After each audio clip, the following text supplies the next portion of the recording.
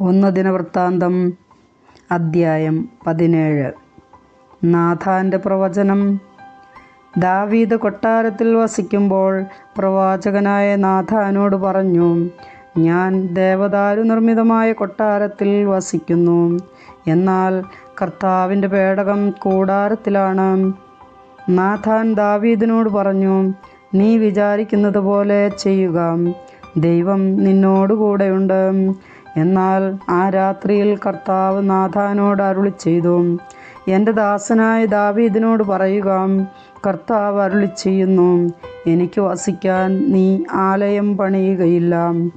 ഇസ്രായേലിനെ നയിക്കാൻ തുടങ്ങിയതു മുതൽ ഇന്ന് വരെ ഞാൻ ആലയത്തിൽ വസിച്ചിട്ടില്ല. കൂടാരത്തിൽ നിന്ന് കൂടാരത്തിലേക്കും ഒരിടത്തു നിന്ന് മറ്റൊരിടത്തേക്കും ഞാൻ സഞ്ചരിച്ചു.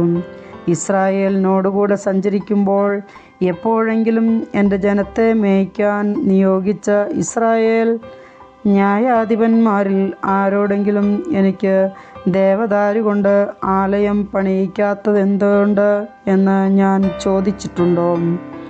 എൻ്റെ ദാസനായ ദാവീദിനോട് നീ പറയണം, സൈന്യങ്ങളുടെ കർത്താവ് അരുളിച്ചെയ്യുന്നു, ആടുമേയിച്ചു നടന്ന നിന്നെ എൻ്റെ ജനമായ ഇസ്രായേലിന് രാജാവായി ഞാൻ തിരഞ്ഞെടുത്തു. നീ പോയിടത്തെല്ലാം ഞാൻ നിന്നോടുകൂടെ ഉണ്ടായിരുന്നു. നിന്റെ മുൻപിൽ നിന്ന് ശത്രുക്കളെയെല്ലാം ഞാൻ ഛേദിച്ചു കളഞ്ഞു. ഞാൻ നിന്നെ ഭൂമിയിലെ എല്ലാ മഹാന്മാരെയും കീർത്തിമാനാക്കും.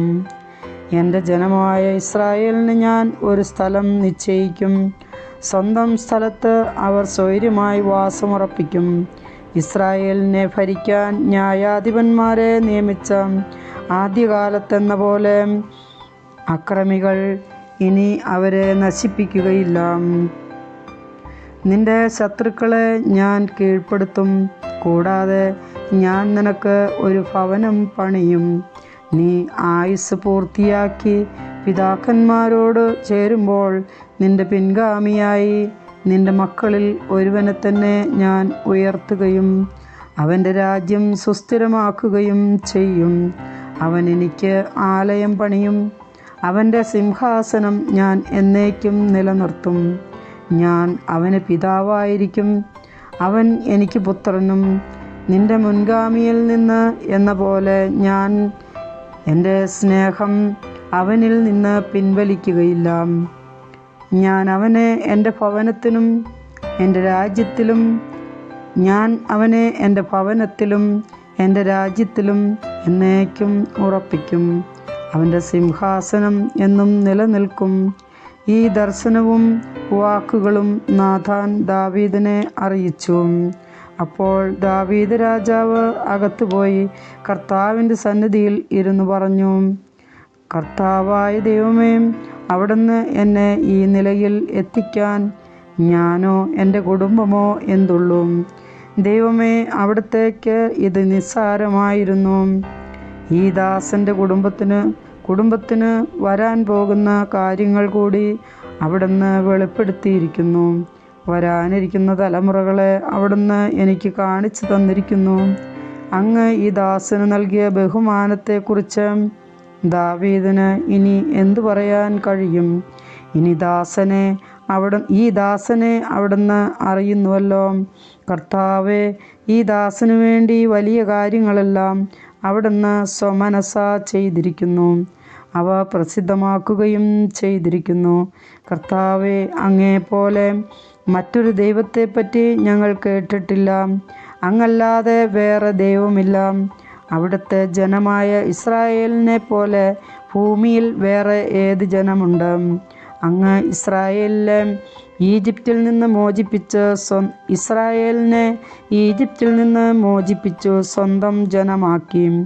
മഹാത്ഭുതങ്ങളും കൊടും ചെയ്തികളും വഴി അവരുടെ മുൻപിൽ നിന്ന് ജനതകളെ നിർമ്മാർജ്ജനം ചെയ്തു, മഹത്വം ആർജിച്ചു.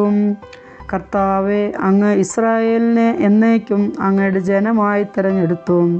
അങ്ങ് അവർക്ക് ദൈവമായി തീർന്നു. കർത്താവെ, ഈ ദാസനെയും കുടുംബത്തെയും സംബന്ധിക്കുന്ന അങ്ങയുടെ വാക്ക് എന്നേക്കും നിലനിൽക്കട്ടെ.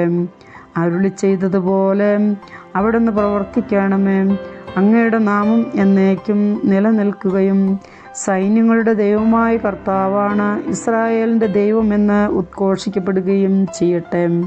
അങ്ങയുടെ ഈ ദാസൻ്റെ ഭവനം എന്നേക്കും അങ്ങയുടെ മുൻപിൽ നിലനിൽക്കട്ടെ.